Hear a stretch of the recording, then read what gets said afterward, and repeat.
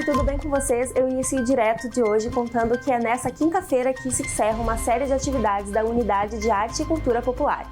O circuito de atividades é da Secretaria Municipal de Cultura em parceria com o programa Caxias Criativa e promoveu nos dias 7 e 14 de dezembro oficinas de danças, artesanato e música. Nesta quinta-feira, às 7 horas da noite, tem um encerramento com a oficina de linguagens contemporâneas, o Tempo e Memória em Movimento Contemporâneo. Quem vai ministrar a oficina é a professora Vanessa Carraro, na residência Quilombo Herdeiros de Palmares, que fica na rua Adílis dos Santos, 124, no bairro Santa Catarina. O evento é aberto ao público.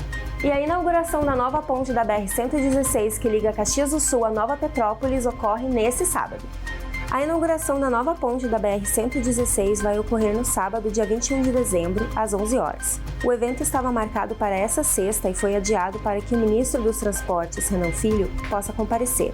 A nova estrutura é mais alta, larga e comprida que a anterior, que foi danificada durante a catástrofe climática de maio deste ano. E o Direto de hoje vai ficando por aqui. Ótimo dia a todos!